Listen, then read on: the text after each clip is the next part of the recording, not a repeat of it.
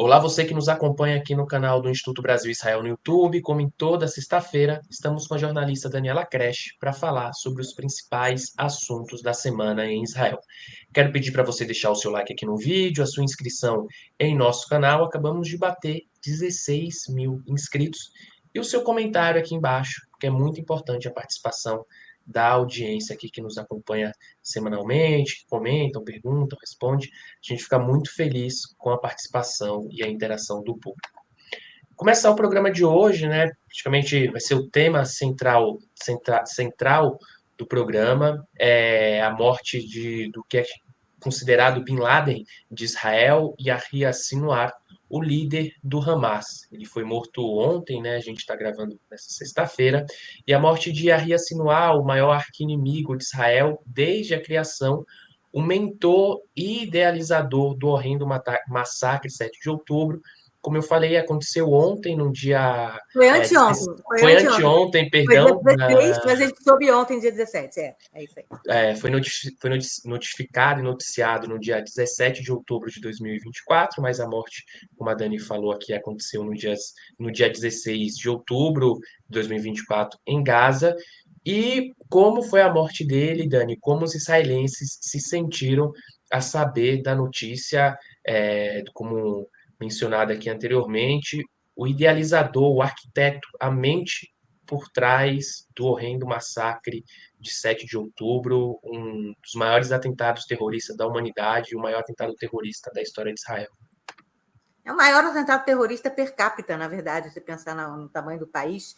Pensa que as Torres Gêmeas foram 3 mil pessoas num país de 350 milhões, né? A gente está falando aqui de Israel, de 1.200 pessoas num ataque terrorista num país com menos de 10 milhões de pessoas.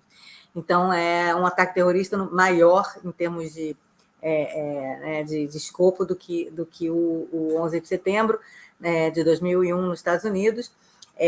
Apesar de você não ter aquelas imagens tão chocantes das torres gêmeas caindo, né? O que faz muita gente achar que então não foi nada que aconteceu lá, mas não. Vamos relembrar, dia 7 de outubro de 2023, mais de 6 mil palestinos, sendo eles quase metade deles, ou mais da metade deles, membros da unidade de elite do grupo terrorista Hamas, entraram e assassinaram cerca de 1.200 pessoas, a maior parte delas civis, em suas camas, era 6h30 da manhã, ou dentro de vilarejos em volta, bem na fronteira com a faixa de Gaza, ou, infelizmente, num festival de música que estava acontecendo também na fronteira, onde os terroristas chegaram e mataram mais de 350 pessoas. E as mortes foram terríveis, incluindo mortes de bebês sendo colocados em fornos e decapitados, e idosos e mulheres com sinais de que foram abusadas sexualmente antes de serem mortas. E, fora isso, esses terroristas do Hamas sequestraram 251 pessoas de mais de 20 países e de várias religiões. Tem judeus, muçulmanos, cristãos, budistas, inclusive, muita gente da Tailândia, do Nepal, que foram sequestrados para dentro da faixa de Gaza. Desses 251, 101 continuam, depois de mais de um ano, no cativeiro do Hamas, provavelmente dentro dos túneis que o Hamas construiu embaixo da faixa de Gaza. Faixa de Gaza -1, no subsolo da faixa de Gaza, todo construído, uma rede de túneis de terrorismo que o Hamas construiu lá. Então, o Yahya Sinwar, tudo isso que eu contei agora, saiu da cabeça do Yahya Sinwar.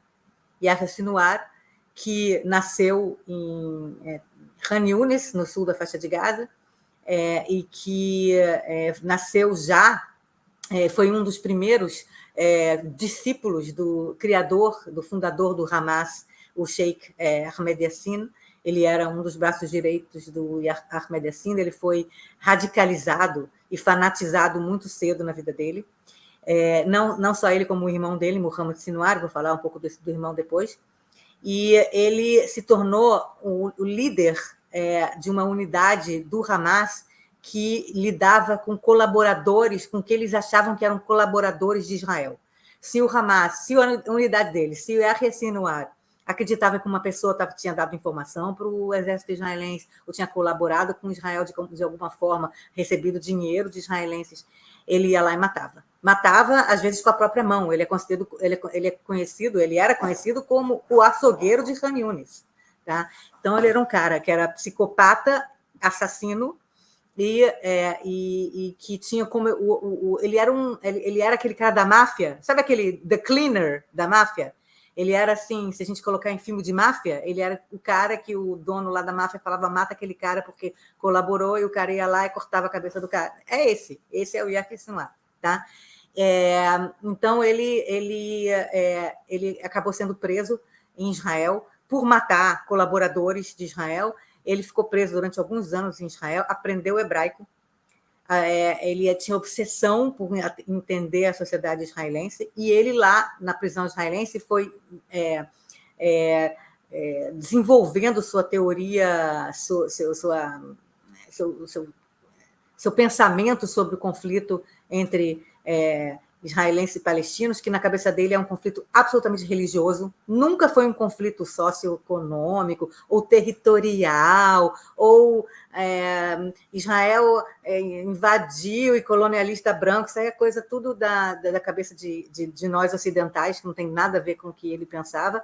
Na cabeça dele, o mundo era dividido entre muçulmanos e não muçulmanos. Os não muçulmanos são infiéis, devem ser, em algum momento, se transformar em muçulmanos ou morrer. Então, ele era um jihadista bastante clássico, tá? De achar que todos os países que algum dia tiveram algum tipo de ocupação islâmica, norte da África, Espanha, todo o Levante, todos esses países devem voltar a ser islâmicos, sob um califado, o Estado Islâmico, né? Ele era exatamente, a ideia dele era exatamente essa do Estado Islâmico, um califado islâmico, sob a lei da Sharia, né? A lei que você tem que se vestir daquela forma, mulher não tem direito nenhum, não existe gay, e tudo é da forma que você tem hoje em várias teocracias muçulmanas que tem pelo mundo, incluindo o Irã. Tá? Então, a ideia dele era essa, ele foi desenvolvendo isso na prisão israelense e foi coletando informações sobre Israel e aprendendo hebraico e tudo. E em 2011, o irmão dele, o Muhammad Sinwar, o irmão mais novo dele, que era tão fanatizado quanto ele, foi o mentor e idealizador do sequestro do Gilad Shalit. Gilad Shalit, aquele soldado que foi sequestrado pelo Hamas, que eles saíram de um túnel da faixa de Gaza dentro de Israel e sequestraram um soldado, mataram outros 3, sequestraram esse soldado pelos túneis, né, na faixa de Gaza. Foi a primeira vez que Israel acordou para essa ideia, dessa coisa dos túneis que tem na faixa de Gaza. E o Gilad Shalit ficou 5 anos na prisão. E por que foi o Muhammad Sinwar que idealizou o sequestro do Gilad Shalit? Era óbvio para Israel que um dos preços que eles não negociariam seria libertar o Yahya Sinwar, o irmão do Muhammad Sinwar.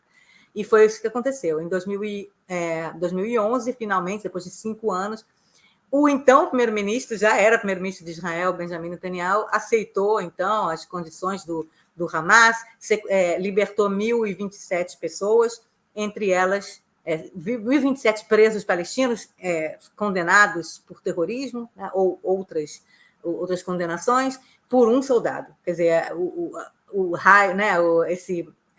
essa proporção de um soldado por 1.000 foi a maior proporção que Israel jamais pagou, porque Israel também já teve outros grupos mafiosos, terroristas, tentando trocar, né, fazer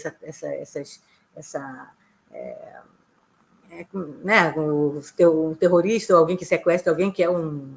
O que ele quer de volta? Eu não esqueci a palavra em português. Um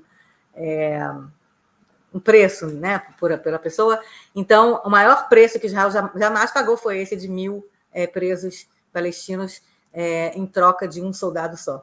E entre esses presos palestinos estava Yahya Sinwar, que foi libertado, e imediatamente chegou na faixa de Gaza, voltou na faixa de Gaza como um herói. herói, né? Foi libertado, tal e tudo, e ele começou então a se envolver de novo no Hamas. Ele nunca tinha saído, mas ele começou a receber mais cargos dentro do Hamas, até que em 2017 ele virou o líder do Hamas, o líder do braço militar do Hamas. Claro que tem o Hamas no exterior, que era o Ismail Haniyeh, que era o líder, era o Khaled Mashal, depois o Ismail Haniyeh, enfim, que também foi morto recentemente por Israel. E aí o Yahya Sinwar, então, se tornou o grande líder. Então, a partir de 2017 até 2023, quando ele realizou o ataque de 7 de outubro, foram 6 anos de o Hamas, de o Yahya Sinwar, planejando o 7 de outubro. Em 6 anos, ele planejou, idealizou, desenhou, escreveu, inclusive teve até um seriado palestino em que falava tudo que eles fizeram no 7 de outubro, quer dizer, já existia esse plano, era não sei o que de Jericó, eu esqueci agora, era um plano que já existia, que todo mundo já sabia, inclusive os próprios israelenses, mas Israel achava que era tudo coisa absurda, que nunca iria acontecer, né? Mas isso tudo que saiu da cabeça do Yahya Sinwar, ele é o grande mentor, ele faz essa estratégia de entrar em Israel, assassinar um monte de gente, sequestrar um monte de gente, muito importante, o sequestro é muito importante porque é escudo humano para ele, e o objetivo dele é que com esse ataque a Israel, e ele sabia que Israel iria contra-atacar e iria destruir muita coisa em Gaza, ele não estava nem pouco se importando com isso, pelo contrário, ele queria que Israel voltasse, contra-atacasse e matasse muitos palestinos, seria ótimo para acabar com a imagem de Israel no mundo, e ele conseguiu. Aliás, ele conseguiu quase tudo que ele queria. Ele queria, primeiro, acabar com a imagem de Israel no mundo quando Israel contra-atacasse. Segundo, ele queria que outros vizinhos e pessoas e países do Oriente Médio entrassem na guerra junto com ele. Ele conseguiu que o Hezbollah, no dia seguinte, o grupo militar, paramilitar, o grupo terrorista do sul do Líbano, o Hezbollah, entrasse na guerra, e o Hezbollah entrou na guerra no dia seguinte, dia 8 de outubro de 2023, o Hezbollah começou a atacar Israel. Ele conseguiu que os Houthis, o grupo xiita Houthi, também financiado, uma proxy do Irã também, começasse a atacar Israel pela primeira vez. Os Houthis nunca tinham atacado Israel, começaram a atacar Israel, começaram a atacar Eilat, atacaram Tel Aviv, os Houthis mataram gente em Tel Aviv, com drones. Ele conseguiu que milícias, também proxies do Irã, no Iraque, começassem a atacar Israel. Israel é atacado hoje por Iêmen, pelo Iraque, pelo Líbano e por Gaza. E ele conseguiu também que o Irã atacasse Israel diretamente 2 vezes. Quer dizer, ele conseguiu que mais 4 países começassem a atacar Israel junto com a faixa de Gaza. Iêmen, Líbano, Iraque e Irã. O objetivo dele era esse, era unir toda o anel de fogo, que esse é o nome que os ayatolás do Irã chamam para a estratégia de enforcar Israel através de um anel de fogo. Ele conseguiu que vários países desse anel de fogo, talvez todos, entrassem na guerra contra Israel. Esse era o objetivo dele. Quando começou a ficar mais grave a situação entre Israel e o Líbano, e quando o Irã atacou Israel já 2 vezes, o Yahya Sinwar ficou em júbilo, porque esse era o objetivo dele. Era começar uma guerra regional com o objetivo de acabar com Israel, e não é para construir Estado palestino, isso é coisa de gente que não quer. Inclusive tentar inflamar os árabes israelenses também, né, Dani? Essa foi a única coisa que ele não conseguiu. Que ele conseguiu parcialmente. A gente tem visto cada vez mais ataques terroristas vindo da Cisjordânia também. Mas a gente não vê os árabes israelenses dentro de Israel. Teve alguns ataques terroristas, poucos, com árabes israelenses, mas muito poucos. Mas você não vê os árabes israelenses nas ruas atacando judeus israelenses. E você também não vê 99% dos palestinos da Cisjordânia atacando os israelenses. Quer dizer, ele não conseguiu que os palestinos ou os árabes israelenses que se identificam, inclusive, com palestinos israelenses, eles não entraram nessa luta. Talvez foi esse grande fracasso do Yahya Sinwar. Ele não esperava por isso. Ele achava que todo mundo odiava Israel como ele, entendeu? E não é verdade. Então, eu quero contar agora como foi os últimos momentos de Yahya Sinwar, né? A verdade é que ele estava sendo procurado desde 7 de outubro de 2023, e desde antes. Né? Israel, na verdade, já tinha tido possibilidade de atacá-lo e acabar com ele desde antes de 7 de outubro. Mas tinha aquela coisa, o mundo não vai aceitar, ele não fez nada ainda, apesar de que Israel já tinha estado com quiprocó contra o Hamas na faixa de Gaza desde 2021. Desde antes, desde 2019. Quer dizer, o Yahya Sinwar subiu o poder no Hamas em 2017, e a partir de 2018, 2019, a situação entre Hamas e Israel começou a piorar. Foi só o Yahya Sinwar subir no poder do Hamas, quer dizer, assumir o Hamas. Então,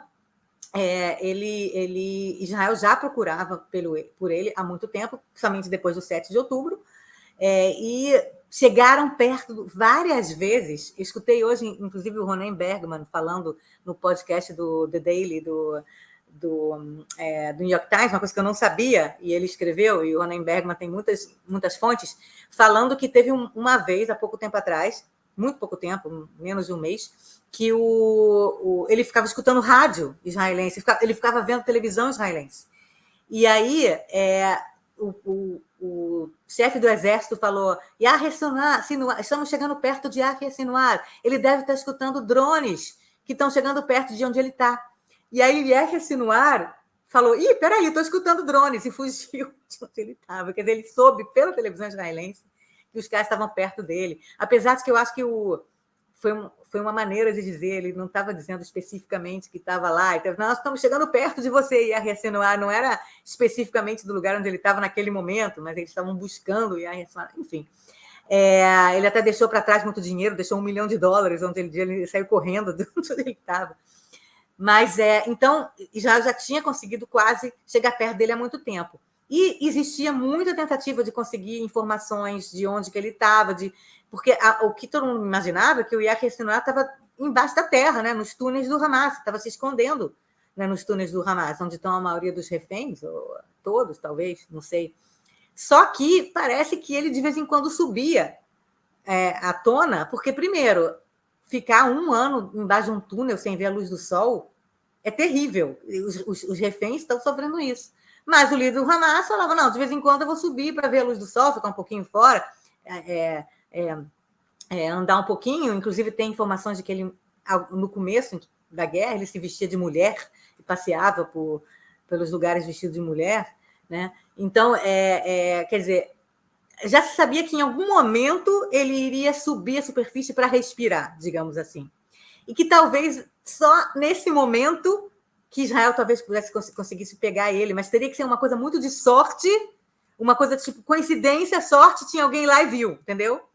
E foi mais ou menos o que aconteceu. Uma coisa incrível. O que aconteceu foi o seguinte: tinha um grupo de comandos, né, de soldados de elite que tinham acabado de entrar no exército. Os caras estavam há 10 meses no exército, jovens de 18, 19 anos, estavam fazendo uma patrulha em Rafah, né, que é aquela cidade que Israel não pode entrar em Rafah, e estavam fazendo uma patrulha, meio que treinamento em Rafah, porque não tinha ninguém no lugar onde eles estavam, todo mundo foi para campos de refugiados, e eles começaram a ser atacados por um grupo de terroristas que estavam por lá jogando granada. Eles receberam 2 granadas, inclusive um deles ficou seriamente ferido. E aí eles começaram a revidar as granadas e viram que os terroristas entraram num prédio específico. E aí eles começaram a atirar, viram que conseguiram atirar em um ou outro, mas viram que os caras estavam entrando num prédio e eles resolveram, então, explodir esse prédio. E aí eles fizeram isso, então eles explodiram esse prédio, mas já era noite, né? Isso era do dia 16 para o dia 17. E aí no dia seguinte, no dia 17 de manhã, eles resolveram entrar para ver o estrago causado, porque eles viram que já não tinha fogo cruzado, então ou os terroristas fugiram ou foram mortos. Então eles resolveram entrar nesse prédio parcialmente destruído e foi lá que eles viram uma figura. A gente vai mostrar as imagens agora, porque eles mostraram as imagens feitas por um drone israelense que estava lá tentando ver quem estava vivo, quem estava morto naquele prédio, e eles viram uma figura sem braço, que para mim é muito incrível, porque um dos reféns que o Yahya Sinwar estava usando como escudo humano durante um certo momento foi aquele Hersh Polin, né, aquele refém israelense americano que morreu sem uma mão, que tinha sido explodida no 7 de outubro, e o menino perdeu a mão, depois ele foi morto, e o Yahya Sinwar morreu sem uma mão, como o refém que ele né, causou essa tragédia. Então, viram uma figura sem uma mão tentando derrubar o drone. Né? Dá para ver, o drone tem uma câmera, a gente vai ver essas imagens, e tentando derrubar o drone. E aí o drone saiu e foi aí que eles derrubaram o prédio. E aí no dia seguinte, quando eles entraram, eles viram essa figura e falaram: é parecido com os líderes do Hamas, Yahya Sinwar. Tipo, por acaso, estava lá o Yahya Sinwar, entendeu? Tipo, é uma coisa louca. Deve ter sido em alguns dos poucos momentos que ele subiu para respirar um ar. E aí, depois, eles vendo as câmeras, né, e tudo que aconteceu, eles perceberam que a pessoa que jogou as granadas contra eles tinha sido o Yahya Sinwar. Tá? E aí, então, eles pegaram o corpo, né? Eles já tiraram várias fotos, a gente vai mostrar daqui a pouco para vocês. A gente não vai mostrar as fotos mais pesadas, tá? Que muita gente viu, porque vazou no Telegram e tal, não sei o quê. A gente não vai mostrar as fotos mais pesadas, a gente vai mostrar uma foto que passou aqui na televisão israelense, então, com certeza, a gente até fez um blur, né, na foto e tudo. Mas essa foto foi mandada para pessoas que conheciam o Yahya Sinwar, na época que ele estava na prisão israelense, que já identificaram e falaram: não, esse é o Yahya Sinwar, dá para ver pela boca dele, a arcada dentária dele era esquisita, dá para ver que é o Yahya Sinwar.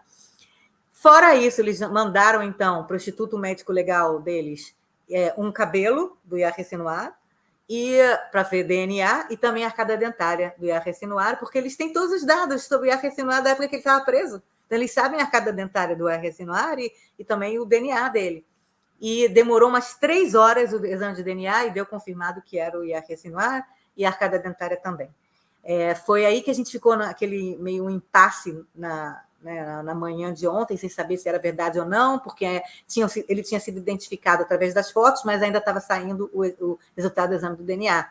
Então, não podia cravar que ele tinha morrido, mas quando saiu o exame de DNA, o Exército confirmou que ele morreu e que é ele mesmo. Agora, vamos ver, então, as imagens desse drone que entrou no prédio que estava parcialmente destruído, antes dele ser destruído totalmente, e que mostra uma pessoa sem braço tentando derrubar um drone. Esse é o Yahya Sinwar, seus últimos momentos de vida. Não tem som aqui, né?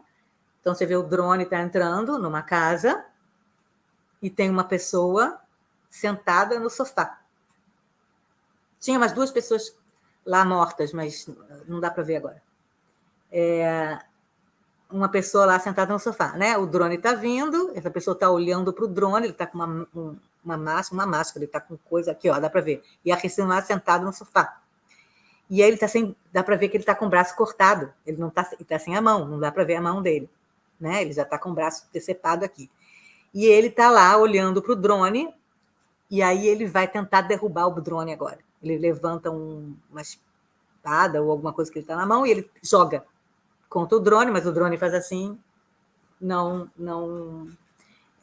não cai, e volta, e aí eles destroem esse prédio, e aí vem... Eles, nessa hora, esse drone não sabia que era o Yahya Sinwar, até porque ele está com a cara enrolada, né? Agora, vamos mostrar a foto deles retirando o corpo do Yahya Sinwar, primeiro, desse prédio, para trazer para Israel, e certamente esse corpo não vai ser devolvido para o Hamas. Então, estão aqui os soldados que, por acaso, estavam fazendo uma patrulha e mataram o líder do Hamas, o Bin Laden israelense. E agora a foto que saiu na televisão israelense, a gente botou um blur, mas que mostra ele deitado no chão, já morto. Essa parte branca aí é a parte onde aparece ele morto. Sem o blur, dá para ver a cara dele perfeitamente, e é o Yahya Sinwar, não tem jeito. Ele está deitado, ele está com a boca aberta, ele está com um furo de alguma coisa, acho que ele levou Ele foi baleado, antes de destruírem o prédio, acho que ele foi baleado na cabeça, porque parece baleado na cabeça, acho que é isso. E é isso. Então, é o fim de Yahya Sinwar. Com o fim dele, a gente contabiliza, desde 7 de outubro do ano passado, muitas lideranças que foram neutralizadas, assim os israelenses falam, nessa guerra. Então, você tem no Hamas, a gente tem, primeiro, um grande líder que foi neutralizado, que foi morto por Israel, em Beirute, no bairro da Dáhia, que fica embaixo, né, de Beirute, na verdade, é um bairro específico do Hezbollah, que fica ao sul de Beirute, um cara chamado Salah Haruri, que era um dos fundadores da ala militar do Hamas, que liderou o assassinato do Gilad Shalit, daqueles 3 jovens israelenses também na Cisjordânia. Enfim, ele foi o primeiro grande líder do Hamas a morrer, que foi em janeiro. Em março, o Israel matou Marwan Issa, que era o chefe do Estado-Maior do Hamas, um cara muito importante. Esses nomes, Salah Haruri, Marwan Issa, eram nomes que já existiam. Há décadas a gente ouvia esses nomes. Há décadas, quer dizer, pessoas importantíssimas do Hamas. Depois, em julho, foi a vez do Muhammad Def, que era o líder da ala militar do Hamas, que Israel já tinha tentado matar várias vezes, já não tinha braços, já não tinha pernas, já não sei o quê, e ele finalmente morreu. Ele era considerado o número 2 da hierarquia, abaixo do Yahya Sinwar. E em julho também a gente teve o maior, né, um dos maiores, o Sinwar é o maior, mas o segundo maior assassinato seletivo de líder do Hamas, que foi o Ismail Haniyeh, que era o líder diplomático do Burô Político do Hamas Internacional, que foi morto em Teherã, no dia em que o novo presidente do Irã tomou posse. Ele foi morto em Teherã, uma operação que Israel nunca admitiu que foi, mas uma operação incrível, que só ele e o guarda-costas dele morreram dentro do quarto onde ele estava, quer dizer, uma coisa de logística, de inteligência, de saber onde que o cara vai estar e matar o cara em Teherã, né? E foi, inclusive, a morte do Ismail Haniyeh que fez com que o Irã primeiro fizesse um ataque. Não, acho que o ataque primeiro foi em abril, não foi? Então, foi o segundo ataque. Foi o segundo. Foi. Então, o segundo ataque com 181 mísseis balísticos, que foi recentemente, foi por causa da morte do Ismail Haniyeh, em julho. E agora, em outubro, temos, então, a morte do Yahya Sinwar, o líder supremo do Hamas. Temos aqui vários líderes do Hamas que desapareceram da face da terra. Do Hezbollah, a gente tem o Fuad Shukr, conhecido como Said Haj Mohsen, que foi também assassinado em Beirute, e tem o grande líder do Hezbollah, o Hassan Nasrallah, e vários outros líderes militares do Hezbollah, que eu não vou falar nome aqui porque não adianta, ninguém conhece. Mas em setembro foi o maior, o líder Hassan Nasrallah, que há 32 anos era o líder do Hezbollah, arqui-inimigo. Além da ação dos pagers e dos walkie-talkies também. Além da ação dos pagers e dos walkie-talkies, que tiraram mais ou menos 1.500 membros do Hamas de circulação, né? Não todos morreram, acho que foram um percentual pequeno morreu, mas muita gente ficou ferido, né? Ficou ferido, tá? Não sei o quê. Então, meio que saiu de circulação imediatamente. E do Irã, a gente teve, em dezembro, teve aquele Reza Mousavi, que era o comandante superior da Guarda Revolucionária, que foi morto em Damasco, na Síria. Israel aproveitou que o cara deu um pulo na Síria e matou ele, né? E também o comandante da Força Quds na Síria e no Líbano, Reza Zaidi, que foi morto no ataque aéreo perto da embaixada iraniana em Damasco. Quer dizer, então, você tem aqui vários líderes que Israel alvejou nesse último ano. Eu acho assim, muita gente no Brasil vai ficar, coitadinhos, tinham que ser levados para a justiça, tá, não sei o quê. Certamente, o ideal seria que essas pessoas todas fossem pegas com vida e levadas à justiça e presas. Só que são líderes terroristas. Se você não tirar eles de circulação, a possibilidade de que haja mais terrorismo se multiplica.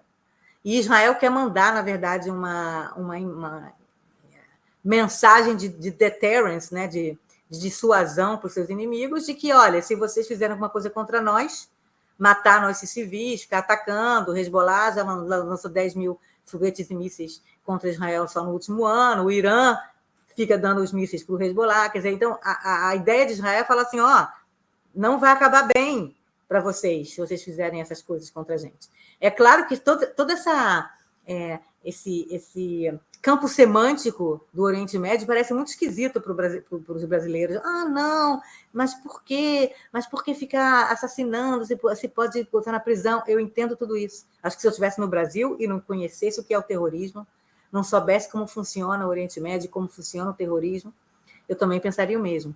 Seria como sei lá, né, criticar as forças aliadas na Segunda Guerra Mundial por assassinar líderes nazistas, entendeu? É claro que a gente gostaria, num mundo ideal, né, que não houvesse assassinatos, que a gente pudesse prender esses caras, e aí os caras vão lá e assinam a rendição, e aí fica todo mundo feliz, entendeu? Como aconteceu na Segunda Guerra Mundial, né, quando o Hitler morreu, teve a rendição, e aí sentam lá e fazem rendição, mas terrorista não faz rendição.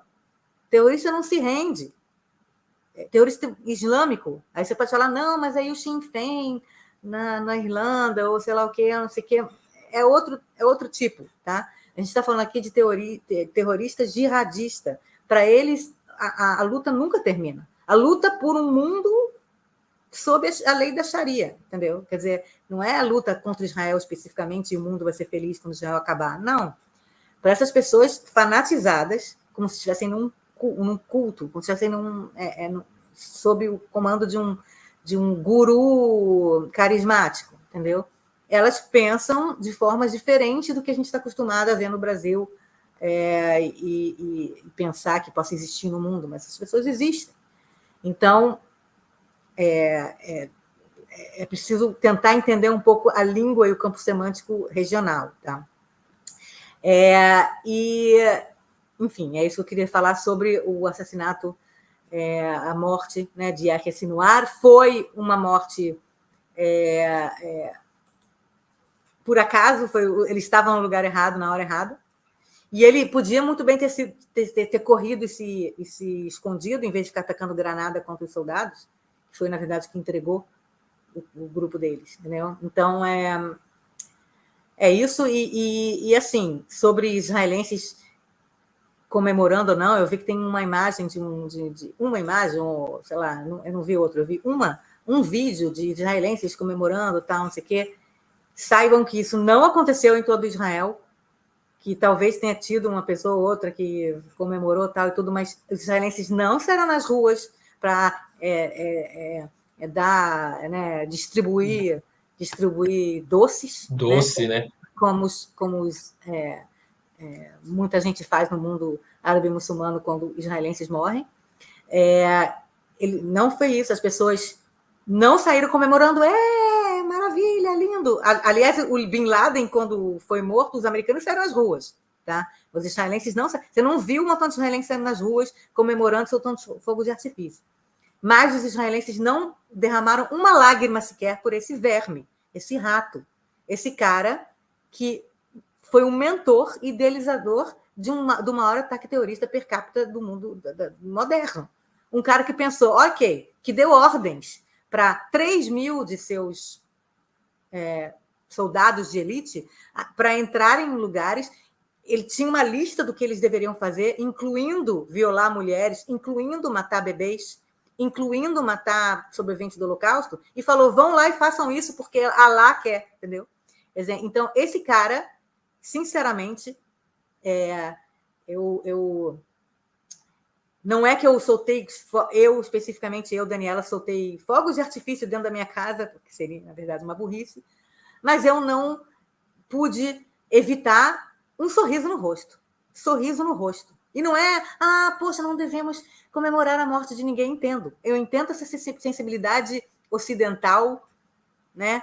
Essa coisa meio, não podemos comemorar a morte de alguém, entendo perfeitamente. Mas Yahya Sinwar, digamos que você está no meio da rua, vem um cara, viola sua filha, corta o braço dela, sequestra, sei lá o quê, e aí a polícia vai lá e mata o cara. Você vai falar, não vou chorar por a morte de alguém. Era um monstro, tá? Então, eu acho que é muito bonito, teoricamente, dizer que não podemos celebrar a morte de ninguém, mas esse monstro, novamente, eu não derramo uma lágrima sequer e fiquei com um sorriso na boca quando soube. Parafraseando a dona Ivone Lara, não me comove o pranto de quem é ruim, né? Então, o Yahya Sinwar, foi até o que eu vi no podcast ontem, que ele já tinha pensado em fazer um atentado parecido com o que ele fez em 7 de outubro, e que o Qassem Soleimani, aquele general das forças de elite do Irã, morto pelos Estados Unidos, impediu, então, ou seja, até para os iranianos, em certo momento, foi demais, e que o Yahya Sinwar, depois que o Soleimani, principalmente depois que o Soleimani morreu, ele banca e arquiteta e planeja esse atentado aí que, enfim, né, o maior atentado terrorista por capita na história da humanidade. Um atentado que não só aterrorizou Israel, como afastou por anos, talvez décadas, qualquer tipo de visão de um Oriente Médio pacífico. Sabe? Quem torce pela existência de um Estado palestino, o que o Yahya Sinwar afastou, o que ele fez afastou o horizonte de ter um Estado palestino. Ele não tinha isso na cabeça, não era o seu objetivo. Tá? E ele conseguiu simplesmente transformar os israelenses em céticos em relação à paz, em amargurados e tristes, e repensando tudo que Israel representa, entendeu? Um país que foi um milagre e que seria um porto seguro para os judeus depois do Holocausto, etc. Um país que tem tanta coisa boa, o único democracia do Oriente Médio, o único lugar do Oriente Médio onde populações LGBT têm direitos, onde aborto pode, onde, sabe, o único país do Oriente Médio que tinha essa se aproximava um pouco mais dos ideais ocidentais progressistas. Muitos israelenses estão repensando se é possível ter um mundo assim, como a gente quer, porque se a gente aceitar que esse tipo de gente, como o Yahya Sinwar, Hassan Nasrallah, Qasem Soleimani, se a gente aceitar que essas pessoas nos metam medo e destruam tudo que a gente quer, só para dizer não, mas eles têm a cultura deles, deixa eles lá não darem nenhum tipo de direitos para as mulheres, deixa eles lá fazendo o que eles quiserem com as pessoas. Realmente, eu não entendo essa ideia de que, por ser a cultura a cultura muçulmana, e tem muitos muçulmanos que são progressistas, não é uma cultura, não é só, tem muitos vieses, né? Mas você aceitar e apoiar o Hamas ou o Hezbollah e não apoiar e ser contra o que Israel representa, independentemente do que está acontecendo, eu acho muito esquisito, entendeu? Você ser um cara ocidental que gosta dos valores ocidentais. Acho muito esquisito, acho que tem que repensar um pouco o que você acredita que o mundo é e deve ser. A gente nasce, né? A gente nasceu no Brasil, a gente nasceu. Tudo bem, a gente tinha. Eu, por exemplo, nasci ainda tinha ditadura militar, tudo bem, mas a gente, a partir da década de 80, a gente tem uma democracia a gente não é preso por falar mal do governo, a gente não é preso por não sei o quê. Mulheres andam de minissaia na rua, a gente tem direitos, e cada vez mais direitos para mulheres, cada vez mais direito para a comunidade LGBT, para minorias, para comunidades indígenas, negras, né? Indígenas, para minorias ou minorizados, sabe? A gente tem cada vez mais, e a gente acha que o mundo todo é assim, que nem o Brasil. O mundo todo é assim, tem esses direitos todos. Não é. Acordem, sabe? O Brasil tem 1000 problemas, principalmente socioeconômicos, etc. Mas o Brasil, ele é um paraíso dessas questões de liberdade, de você poder falar as coisas, sabe? De você poder votar, de você poder escolher seus líderes, você poder discutir, de debate, sabe? Isso não acontece no mundo todo, não. Não mesmo. E eu não sei nem se é na maioria do mundo. Eu acho que a gente, infelizmente, tem privilégios que a maior parte do mundo não tem. Sim, sim, com certeza. E, Dani, uma dúvida, né? A gente vê muitos lugares aí, até dentro da imprensa tradicional aqui no Brasil e fora também, é a pergunta sobre o que vai acontecer agora, porque qual que é o futuro da guerra entre Israel e o Hamas na faixa de Gaza após a morte de Yahya Sinwar? Será que os 101 reféns que ainda estão em cativeiro na faixa de Gaza serão soltos? O que querem os americanos dentro dessa jogada aí, os comandantes do Hamas que restaram em Gaza, como você falou aí, a cúpula do Hamas foi praticamente toda eliminada, do Hezbollah no Líbano, que é o braço direito do Hamas também, e desde 8 de outubro está atacando Israel em solidariedade, entre muitas aspas, ao que acontece na faixa de Gaza, e o primeiro-ministro Benjamin Netanyahu nessa história também, né? O que o Bibi quer nisso tudo? Pois é, primeiro, antes de tudo, não temos, né? Ainda não sei ler borra de café. E também, certamente, as pessoas que vão ver esse vídeo são mais inteligentes que nós, porque passaram algumas horas, né? Desde a gravação. Então, só, né, aquela coisa meio tipo, foram 24 horas só. Então, o que a gente pode ver é um pouco das primeiras reações, mas a gente também tem que entender que essas reações são reações públicas. A gente não sabe, a gente está no iceberg, a gente vai tratar da partezinha que se vê em cima do iceberg, que são as opiniões públicas, tudo que saiu na imprensa, e a gente tem o iceberg inteiro embaixo do mar de negociações que estão sendo feitas diplomáticas que a gente não sabe, coisas que estão sendo discutidas pelos governos que a gente não sabe. Então, a gente está opinando ou falando coisas que, na verdade, a gente não sabe 90% do que está acontecendo. Tá? Então, em hebraico se fala Rava Nistar Meagalu, e tem mais coisas escondidas do que publicadas. Tá? Então, o que vai acontecer? Né? A gente sabe, primeiro, assim, em termos do público israelense, antes de qualquer coisa, está todo mundo com mais medo ainda de sair na rua e ter ataque terrorista. Já teve hoje, inclusive, um no Mar Morto. Né? Então, as pessoas estão com muito temor de ter uma onda de ataques de pessoas fanatizadas que querem vingar a morte do Yahya Sinwar. Tá?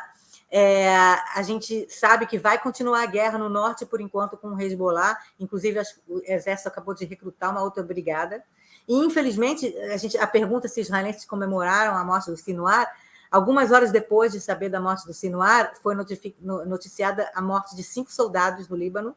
Então, qualquer comemoração não pôde acontecer e não iria acontecer quando você tem 5 soldados, mais 5 soldados. A gente tem centenas de soldados que foram mortos no último ano, centenas de jovens de 18 a 21 anos, sem contar os reservistas, sem contar os milhares que foram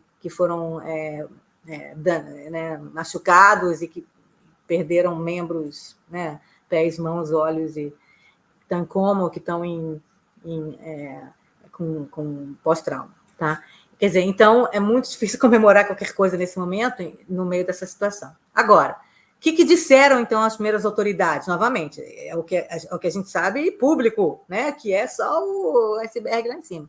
O presidente americano, o Joe Biden, disse que foi um bom dia para o mundo, que a morte do Yahya Sinwar foi uma coisa boa para o mundo, uma coisa boa para Israel, para os Estados Unidos e para o mundo. E aí ele imediatamente pediu que a guerra acabasse, que os reféns fossem libertados. Quer dizer, a ideia dele é o seguinte: vamos aproveitar, e muita gente tem dito isso também dentro de Israel, a ideia é aproveitar esse momento de Israel ter matado o líder do Hamas, o cara que mastermind, né, que o mentor que idealizou o 7 de outubro, para declarar vitória.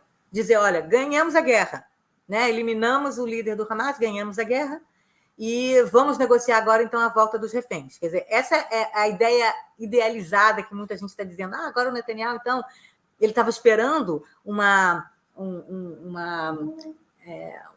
imagem de vitória. Ele estava esperando uma coisa que ele pudesse dizer: ganhei, venci. E essa coisa pode ser o assassinato do Yahya Sinwar. Ele pode aproveitar essa coisa e dizer assim: ganhamos a guerra, vamos acabar com a guerra, E aí, na ideia de pessoas como o Joe Biden e outras pessoas aqui dentro de Israel também, não estou dizendo que é só os americanos que estão com ilusão, mas muita gente aqui dentro de Israel também pensa, no momento em que Israel diz ganhei a guerra, acabou a guerra, cessar fogo, vamos retirar da faixa de Gaza, aí vai acabar a guerra no norte também. Acaba o Hezbollah para de atacar Israel, que inclusive o Hezbollah fica dizendo que está atacando Israel porque Israel está dentro de Gaza. Então, o próprio Hezbollah faz esse linking, né, entre o que o que o Hezbollah está fazendo no norte de Israel e a guerra em Gaza. E aí, logo, depois que Israel se retirasse, enquanto Israel se retirasse, havia uma negociação para devolução dos 101 reféns. Isso seria a melhor outcome, né?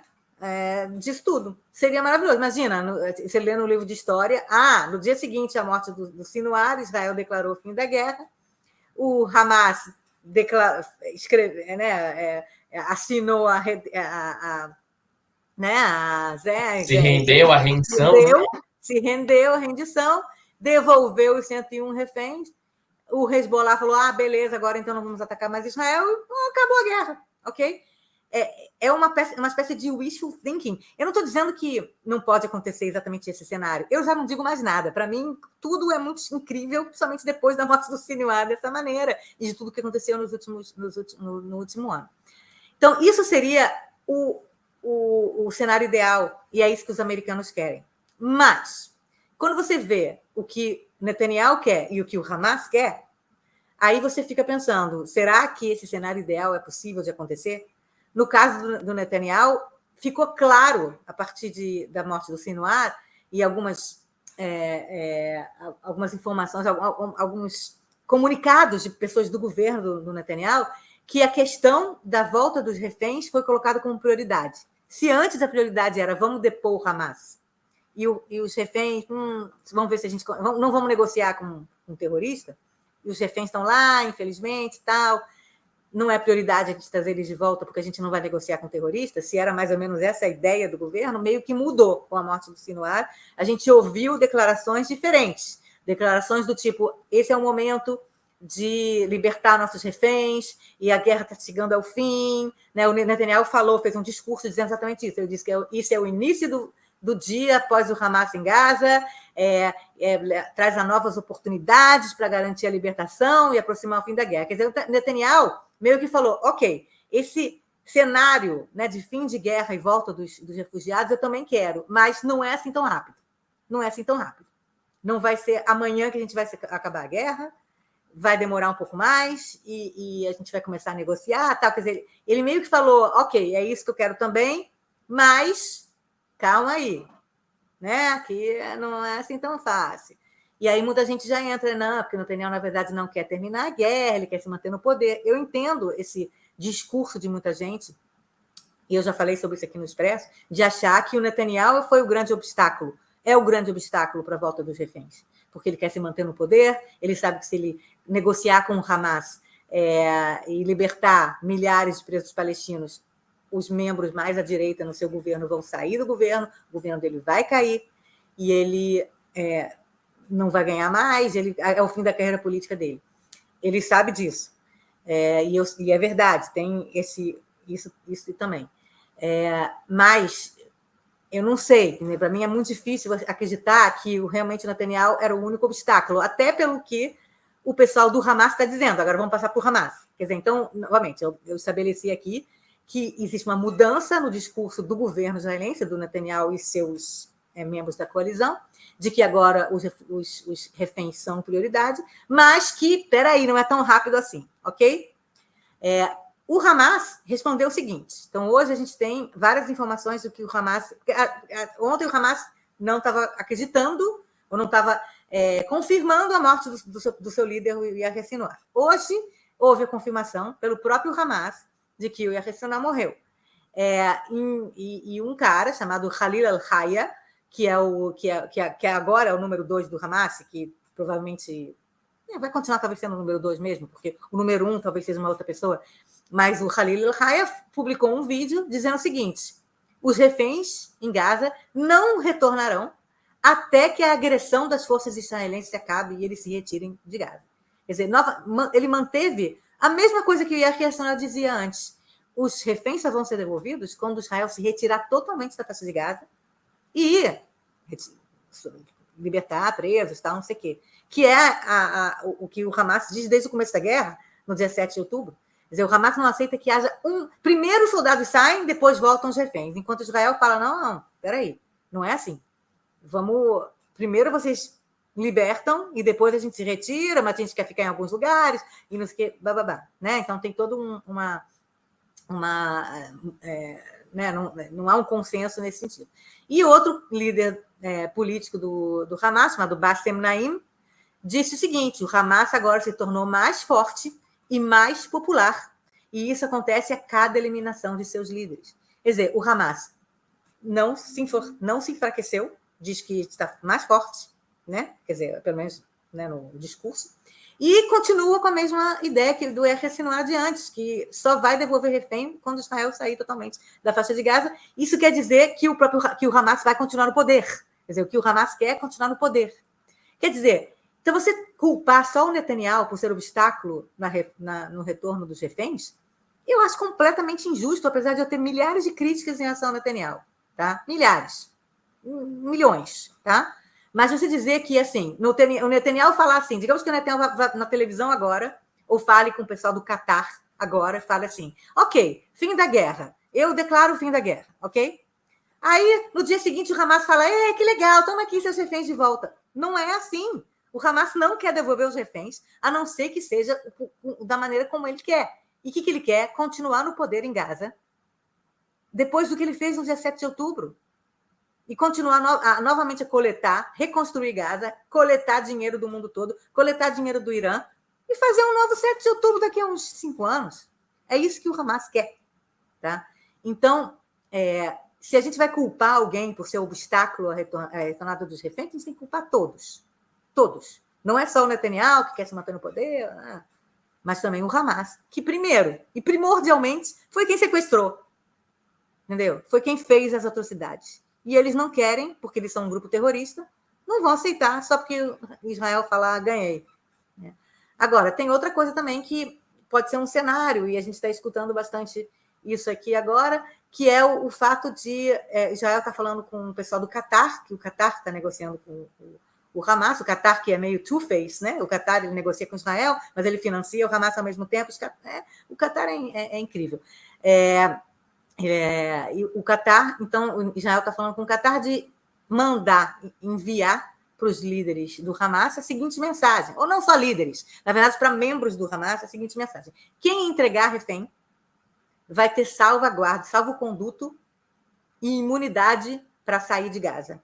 A gente não vai matar, a gente não vai não sei o quê. Se você tem um refém na sua casa, tá guardando ele por um ano, num quartinho ou embaixo da terra, entrega o refém e você não morre, e você pode passar, vai para outro país, vai para outro lugar, tá? E tem uma imunidade, digamos assim. Inclusive, o próprio Netanyahu falou isso no discurso de ontem também. Ele falou, se você tem algum refém e você quiser entregar, essa é a hora, nós não vamos matar você, tá? Então, existe também essa negociação do Catar meio que dar um dinheiro para essas pessoas, sabe? Tipo assim, incentivar essas pessoas que não são a liderança. São as pessoas que estão realmente com a mão na massa, com a mão nos reféns, tá? E outra coisa, mas outro complicador nisso tudo aí, é que nem todos os reféns estão na mão do Hamas. Tem muitos reféns que estão na mão de pessoal, de outros terroristas da Jihad Islâmica, a Jihad Islâmica Palestina, a JIP, né? E de outros pequenos grupos terroristas em Gaza. O Hamas não é o único grupo terrorista em Gaza. É o maior, né? Mas tem outros grupos terroristas. Quer dizer, então tem muitos complicadores aí. Então a pergunta é o que vai acontecer? Tem o wishful thinking, fim da guerra, volta dos não sei o que, e tem a realidade, que são os interesses dos atores regionais e principalmente os interesses do algoz aqui, do maldoso aqui, do mal. Eu espero que você concorde comigo, que é o Hamas, né? Que matou 1.200 pessoas, sequestrou aquelas pessoas, sequestrou a 250. Então, tudo isso para dizer que não sei o que vai acontecer, mas temos aqui um cenário que está começando a se delinear, né? De fato, são muitas dúvidas, né, Dani? A gente sempre vem falando isso daqui, que não é uma questão simples, né? E o fato também de não ser né, acordos ali, diálogos de Estado para Estado, né, ser um Estado democrático de direito, com, enfim, todos os problemas que se pode falar, se pode achar de Israel, mas é um Estado democrático de direito, né, pelo menos até o momento dessa gravação aqui, contra um grupo terrorista que não cumpre nenhum protocolo, que, ao contrário de Israel, né, não é criticado, julgado por órgãos de direitos humanos internacionais, né, pelas brutalidades que cometeu em 7 de outubro e que ainda continua cometendo com 101 reféns aí, muitos deles, maioria, uma boa parte, né, a gente sabe que não se encontra mais com vida. Então, né, os desdobramentos do que vai ser aí, toda a complexidade política do Oriente Médio, que não tem borra de café, não tem bola de cristal, para a gente saber o que vai se desdobrar, né? Mas uma dúvida que fica é o futuro do Hamas, porque a gente teve a morte do Hania lá em Teherã, agora a morte do Sinwar, né, essa semana.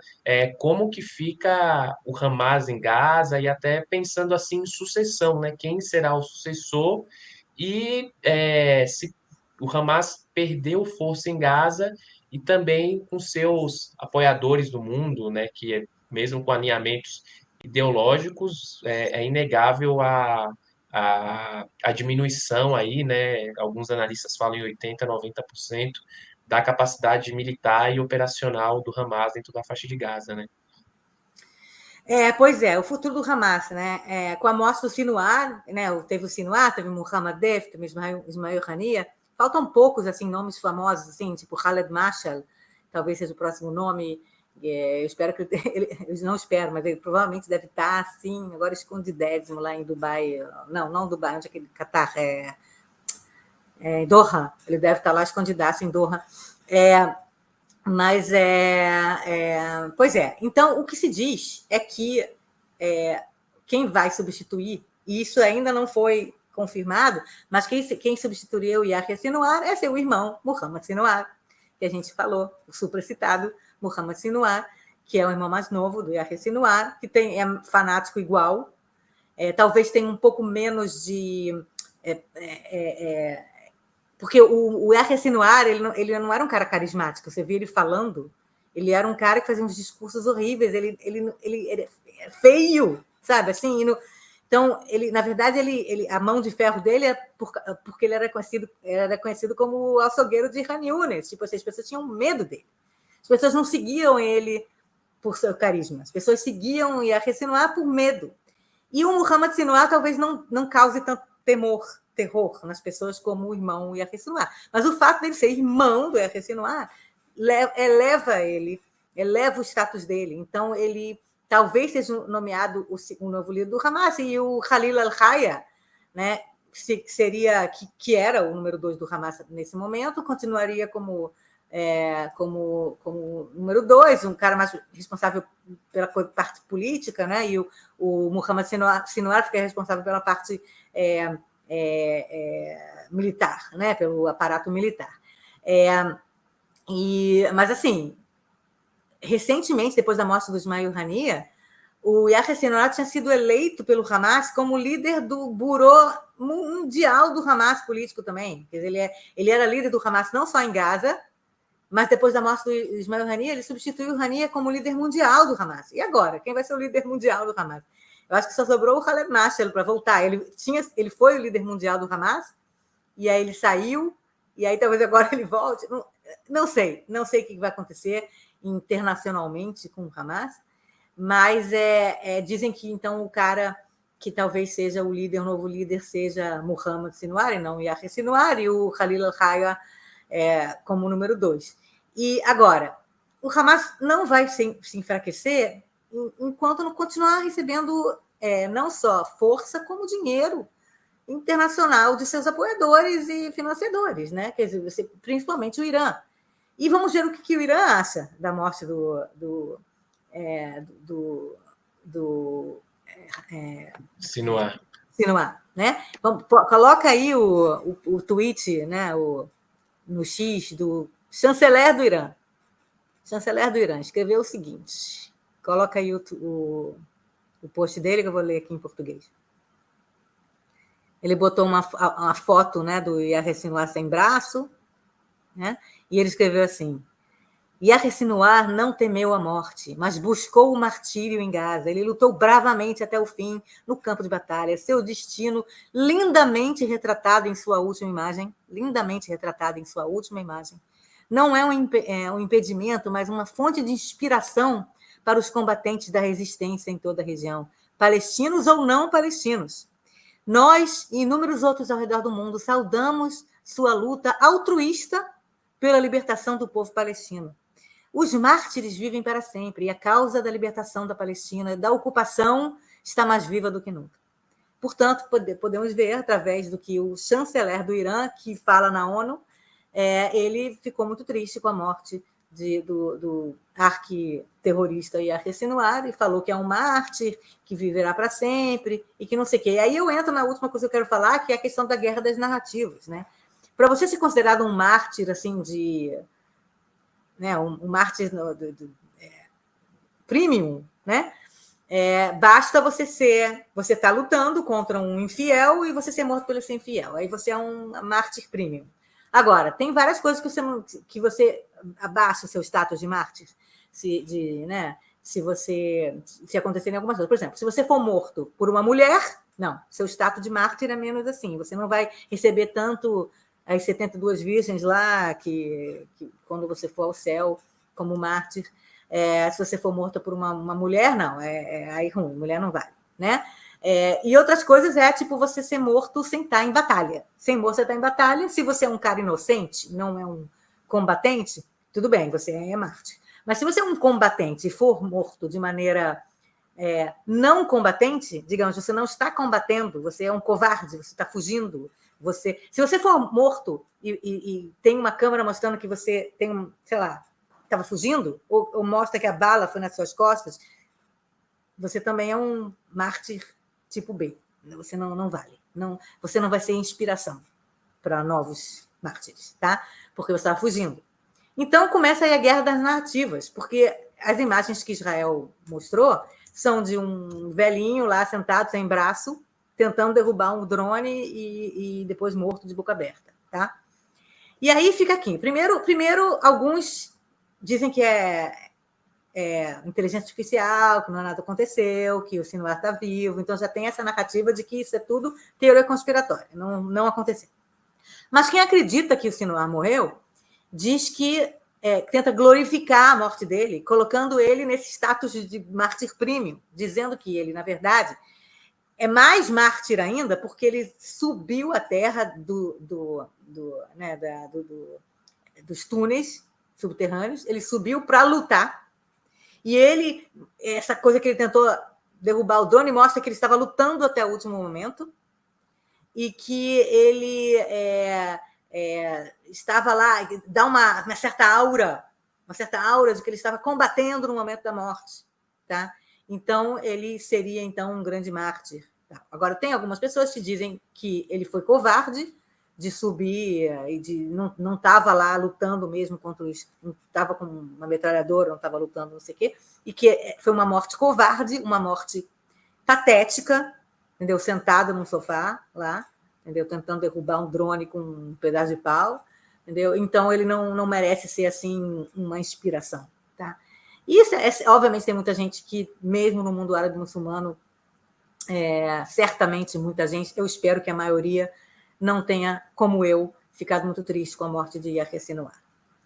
Agora, então, a gente tem aqui essa guerra das narrativas, é muito importante para o jihadismo que os seus líderes sejam considerados corajosos e heróis e mártires e não sei o quê. Será que as imagens que Israel publicou, né, mostrou dele com a boca aberta lá e dele sem braço tentando derrubar um drone, não vai ajudar ou não nessa narrativa de que ele é um grande mártir e morreu lutando, entendeu? Ou não. Quer dizer, então, a gente está vendo essa guerra de narrativas acontecer live, ao vivo. Certamente ele vai ser essa aura de majestade dele vai ser construída. Já tem imagens dele em Teherã, no Irã, já tem pôsteres dele, o grande Shahid, grande Mártir. Quer dizer, então a gente vai ver gente dos dois lados dessa batalha pela majestade do martírio. Infelizmente o X voltou para o Brasil, né? Falou, felizmente, porque muita coisa ruim se dissemina ali, muita ideia ruim se dissemina ali, e a gente já vê um monte de gente no seu apartamento, cheirosinho aí, dizendo que morreu como herói, morreu como um guerreiro, né? Mas as imagens aí dizem tudo e, e é isso, né? Um cara que não tem nenhum projeto de, entre aspas, né, um Estado palestino, uma libertação nacional da Palestina, muito pelo contrário, como a Dani falou, o 7 de outubro trouxe mais prejuízos, né, a uma consolidação de um Estado palestino, a um futuro de paz com o povo palestino, né, isso aqui a gente foi falando a cada edição, né, Dani, que antes do 7 de outubro, as dezenas de milhares de palestinos que entravam em Israel para trabalhar, para receber tratamento médico, tem um texto, né, no Israel de Fato que mostra uma menina palestina que só o Netanyahu e só ela tinham uma tecnologia de um marca-passo que faz sem precisar fazer uma cirurgia, né, uma incisão, né, então, o Sinuá botou uma pá de cal aí de libertação nacional, de paz, de acordo. Não tem nada, o que mostra aí é a vaidade, a corrupção, vivendo em hotéis de luxo aí no Catar e em outros lugares também, que morreu fugindo, correndo enfim, não dá para dizer que é da pior maneira possível, mas a imagem mostra que morreu sozinho como um covarde, né? Então, o pranto de quem é ruim não me comove, parafraseando Ivone Lara mais uma vez, e que os reféns sejam libertados, que essa guerra que só traz sangue para os dois lados aí possa chegar ao fim, mas de santo ele não tinha nada, né? Muito pelo contrário, a O projeto maldade. dele era só de destruição. Não havia nada de edificante no projeto dele. O projeto desse cara, desse psicopata fanático, era só destruição. O objetivo dele, a visão dele era uma visão fanática de quem é um fanático religioso que está pensando em milhares de anos. A ideia dele é: vou começar agora uma guerra santa que daqui a milhares de anos vai trazer a libertação do mundo dos infiéis. É uma visão de mundo completamente diferente, completamente alienígena à nossa visão de mundo. E quem acha que entende a cabeça do Sinwar e acha que ele queria criar um Estado palestino do lado de Israel para viver lado a lado de Israel, ou quem acha mesmo que o objetivo dele era só acabar com Israel para criar um Estado palestino no lugar, não entende a cabeça de um jihadista islâmico cujo objetivo é um califado islâmico no mundo todo. Se Morreu bem que tem como um covarde. se bem que tem pessoas que infelizmente compartilham desses ideais, né, de morte aos judeus, de morte ao Estado de Israel e de uma consolidação de um califado, né? É triste.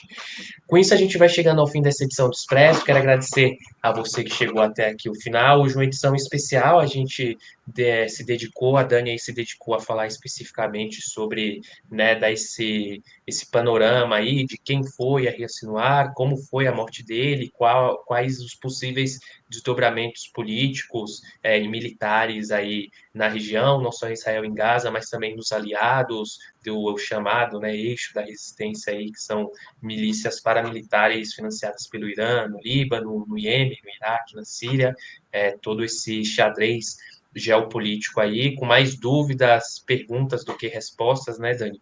Então a gente se dedicou aí a fazer esse programa de hoje especial. Mais uma vez pedir para você deixar o seu like aqui no vídeo, a sua inscrição em nosso canal, o seu comentário aqui embaixo e todos os textos aqui mencionados, né, da Dani, que eu comentei aqui, de outras pessoas, a gente vai estar deixando o link aqui embaixo também da descrição desse expresso aqui. Um abraço, até sexta-feira que vem. Tchau, tchau. Tchau, gente. Até sexta-feira que vem.